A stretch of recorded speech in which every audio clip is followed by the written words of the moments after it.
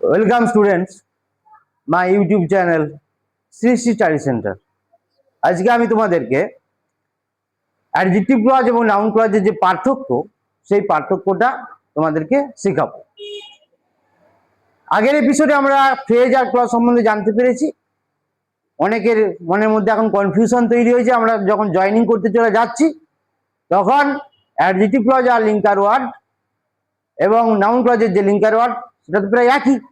দেখো এখানে adjective ক্লজের linker ওয়ার্ডে কি কি আছে? Who, whose, whom, which, that, when, where, how, why, what. আবার নাউন ক্লজের লিঙ্কার ওয়ার্ডে কি কি আছে?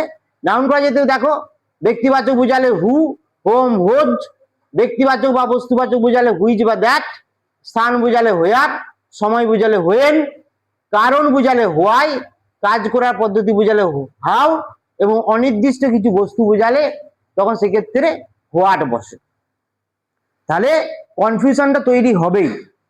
যারা প্রথম 8, 9 ক্লাস শিখছে তো ক্লজ শিখছে তা জয়েনিং এর ক্ষেত্রে তাদের একটু কনফিউশন হবে। কেন না দুটোরই লিঙ্কার ওয়ার্ড একই। তো আগে আমাদেরকে জানতে হবে ক্লজ, যেটা আমরা আগের এপিসোডে শিখে গিয়েছিলাম। তবু আমি জাস্ট একটু রিপিট করে নিচ্ছি। তো ক্লজ কথাটার বাংলা মানে কি? শব্দগুচ্ছ। শব্দগুচ্ছ বলতে কি না কতগুলো ওয়ার্ড বা শব্দের সমষ্টিকেই আমরা শব্দগুচ্ছ বলি। ক্লিয়ার? যাকে আমরা ইংলিশে বলি এ গ্রুপ অফ ওয়ার্ড। কিন্তু শব্দগুচ্ছর আবার দুটো ভাগ রয়েছে ইংলিশে, একটা হচ্ছে ফ্রেজ আর একটা হচ্ছে ক্লজ। তো ফ্রেজ কখন বলবো? ফ্রেজ কাকে বলবো? না a group of word which has no finite verb, যার মধ্যে কোনো ফিনাইট ভার্ব নেই। ফিনাইট ভার্ব বলতে যেটাকে আমরা প্রিন্সিপাল ভার্ব বা মেন ভার্ব বলি, যে শব্দগুচ্ছের মধ্যে প্রিন্সিপাল ভার্ব থাকে না তাকে আমরা ফ্রেজ বলি। আর যে শব্দগুচ্ছের মধ্যে প্রিন্সিপাল ভার্ব বা মেন ভার্ব থাকে তাকে আমরা মেন ক্লজ বা প্রিন্সিপাল ক্লজ বলি, ক্লজ বলি। তো ফ্রেজের তিনটে ভাগ, নাউন ফ্রেজ, অ্যাডজেক্টিভ ফ্রেজ আর কি অ্যাডভার্ব ফ্রেজ। ক্লজের তিনটে ভাগ, কি কি না? ক্লজের তিনটে ভাগ হচ্ছে মেন ক্লজ, ডিপেন্ডেন্ট ক্লজ আর কোঅর্ডিনেট ক্লজ। মেন ক্লজের কোনো সমস্যা আছে? না, মেন ক্লজের কোনো সমস্যা নেই। মেন ক্লজের কেন সমস্যা নেই? সাপোজ দেখো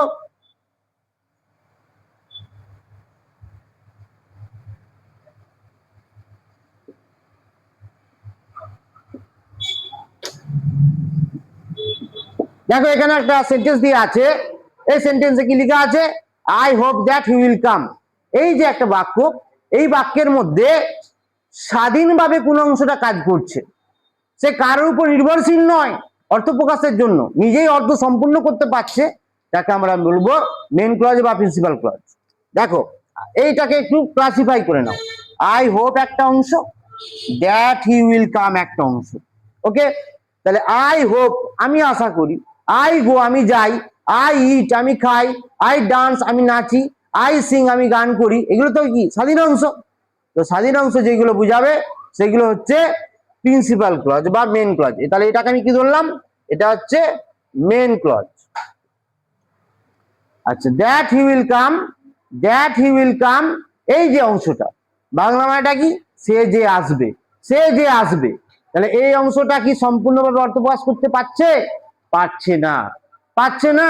অর্থ প্রকাশের জন্য কি করছে না এই মেন ক্লজের উপর নির্ভরশীল হচ্ছে।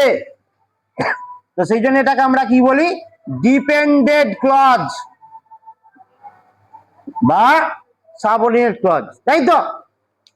তো এখানেতে আমরা কি ধরতে পারলাম না ফ্রেজ হচ্ছে তিন প্রকার: adjective phrase, noun phrase, adverb phrase. সেই ফ্রেজের ভিডিওটি আগের এপিসোডে আছে। আজকে আমরা ক্লজের অ্যাডজেক্টিভ ক্লজ আর নাউন ক্লজটাকে মূলত আমরা দেখব। তো এখানেতে আমরা দেখো একটি বাক্য লিখেছি, সেই বাক্যের মধ্যে কি লিখেছি? I hope that he will come. I hope এই অংশটা মেন ক্লজ হলো, দ্যাট উইল কাম এই অংশটা কি হচ্ছে? ডিপেন্ডেন্ট ক্লজ, মানে পরের উপর নির্ভরশীল ক্লজ। তো একে বলা হয় সাবঅর্ডিনেট ক্লজ। এবারে এটা কি ক্লজ, এই ডিপেন্ডেন্ট ক্লজটা কি ক্লজ সেটা আমরা দেখব। দেখো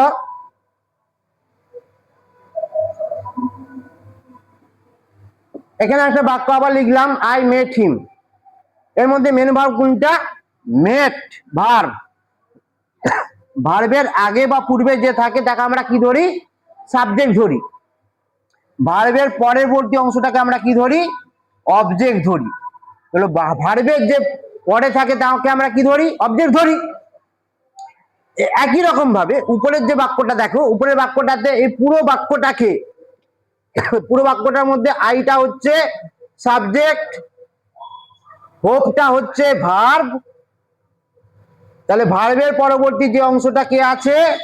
দ্যাট উইল কাম। ভার্বের পরে দ্যাট উইল কাম, এই গোটা অংশটা কি হিসাবে কাজ করছে? একটা অবজেক্ট হিসাবে কাজ করছে, তাই না?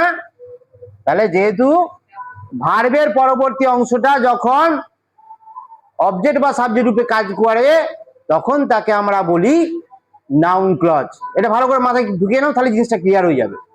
নাউন ক্লজ বলতে কি না, ভার্বের পরে যে অংশটি সাবজেক্ট বা অবজেক্ট রূপে কাজ করে তাকে আমরা নাউন ক্লজ বলি। অর্থাৎ সাবঅর্ডিনেট ক্লজটা, বাক্যের মধ্যে থাকা সাবঅর্ডিনেট ক্লজটা যখন ওই বাক্যের সাবজেক্ট বা অবজেক্ট রূপে কাজ করবে, তখন তাকে আমরা বলি নাউন ক্লজ। ক্লিয়ার? আচ্ছা, নাউন ক্লজের পর তাহলে মোটামুটি নাউন ক্লজটা ক্লিয়ার হলো।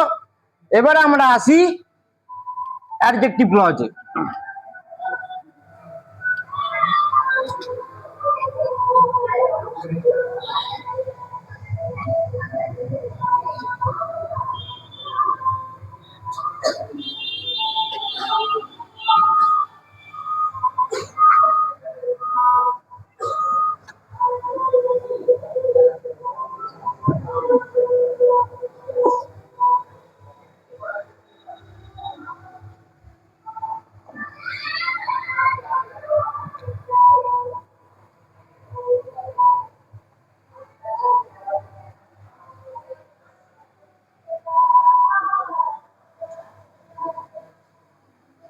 We know the man who came here last day.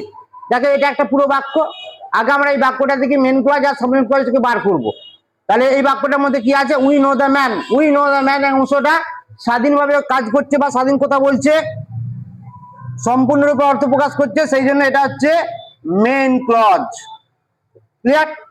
আচ্ছা, who came here last day, যে এখানে গতকাল এসেছিল, তাহলে এইটা বুঝাচ্ছে কি না, এটা এই মেন ক্লজের উপর নির্ভরশীল হচ্ছে অর্থ প্রকাশের জন্য। মেন ক্লজের উপর না নির্ভরশীল হলে এর অর্থটা প্রকাশ হবে না, সেই জন্য এটাকে আমরা কি ধরবো? Subordinate clause. ক্লিয়ার? আচ্ছা, সাবঅর্ডিনেট ক্লজ। এবার সাবঅর্ডিনেট ক্লজ এটা কি ভাগ, কিভাবে বুঝবো? দেখো, এখানে লিঙ্কার ওয়ার্ডটা কি আছে? লিঙ্কার ওয়ার্ডটা আছে হু। লিঙ্কার ওয়ার্ডটা কি করছে না, ঠিক তার পূর্বের নাউনকে কোয়ালিফাই করছে। এবং নিয়মে বলা আছে, যখন সাবঅর্ডিনেট ক্লজের লিঙ্কার ওয়ার্ডটি ঠিক তার পূর্ববর্তী নাউন বা প্রোনাউনকে কোয়ালিফাই করবে বা ইন্ডিকেট করবে, তখন সেটা অ্যাডজেক্টিভ ক্লজ হয়। এবং এই লিঙ্কার ওয়ার্ডটা ঠিক তার পূর্বের নাউন বা প্রোনাউনের সাথে একটা সম্পর্ক স্থাপন করছে বা রিলেট করছে বলে এর অপর নাম হচ্ছে রিলেটিভ ক্লজ।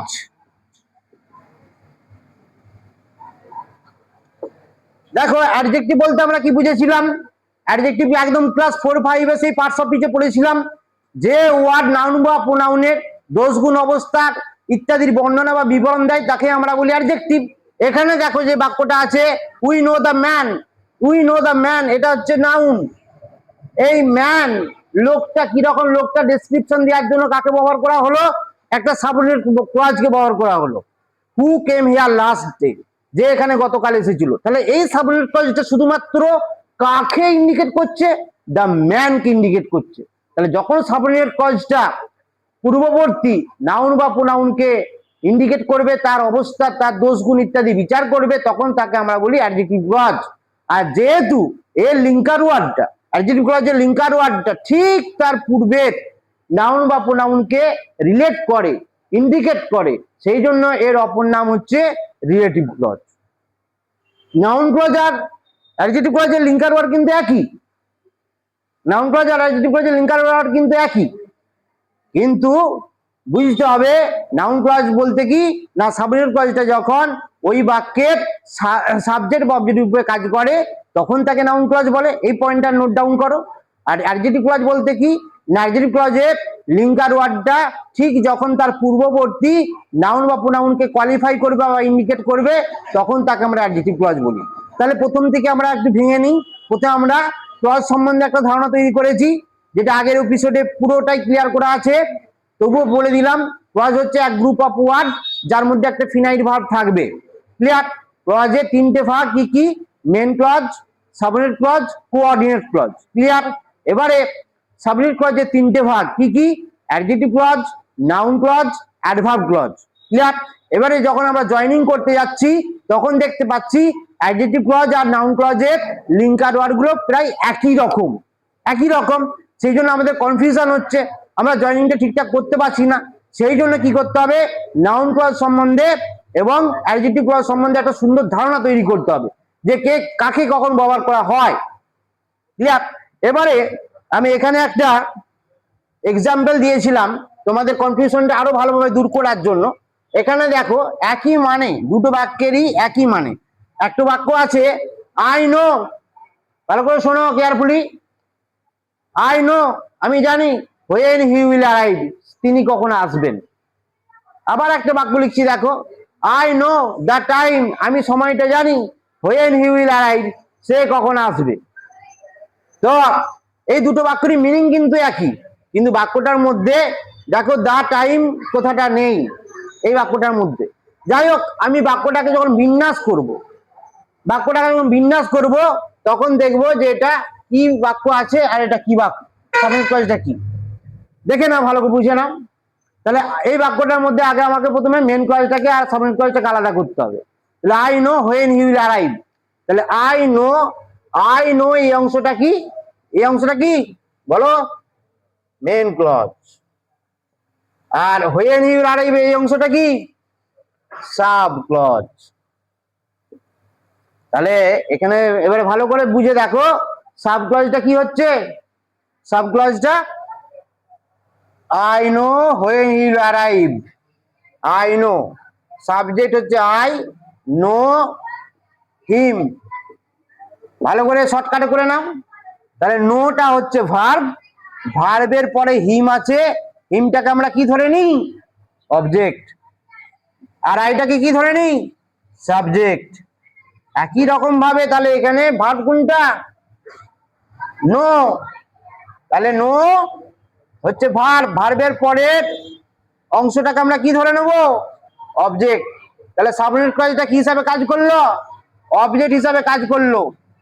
এই মাত্র একটু আগে বললাম, যখন সাবঅর্ডিনেট ক্লজটা সাবজেক্ট বা অবজেক্ট রূপে কাজ করবে তখন তাকে আমরা কি ধরি? নাউন ক্লজ বলি। এবারে দেখো একই মানে, I know the time when he will arrive, একই মানে। এই বাক্যটার মধ্যে মেন ক্লজ কোনটা? বাক্যটার মধ্যে মেন ক্লজ হচ্ছে আই নো দ্য টাইম।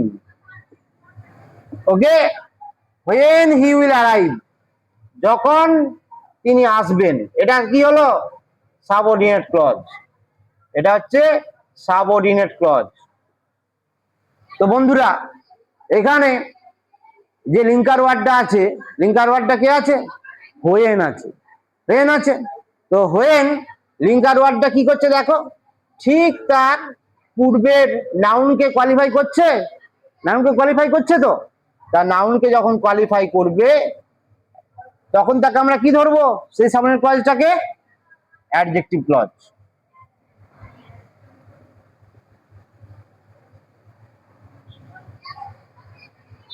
তো আজকে আমরা শুধুমাত্র নাউন ক্লজ আর অ্যাডজেক্টিভ ক্লজটাই জানতে পারলাম। এর পরবর্তী ভিডিওতে আমরা অ্যাডভার্ব ক্লজটা, যেটা আরো সহজ, সেই ক্লজ সম্বন্ধে বা সেই ক্লজ দিয়ে জয়েনিং সম্বন্ধে বিস্তারিত ভিডিও আসতে চলেছে। তো আশা করি তোমাদের নাউন ক্লজ এবং অ্যাডজেক্টিভ ক্লজের মধ্যে যে কনফিউশনটা ছিল সেই কনফিউশনটা দূর হয়েছে। তো এরকম আরো ভিডিও পেতে, আরো সুন্দর সুন্দর গ্রামাটিক্যাল টপিক পেতে তোমরা প্লিজ ভিডিওটাকে সকলেই লাইক করো এবং সাবস্ক্রাইব করো আমার চ্যানেলটাকে। Thank you.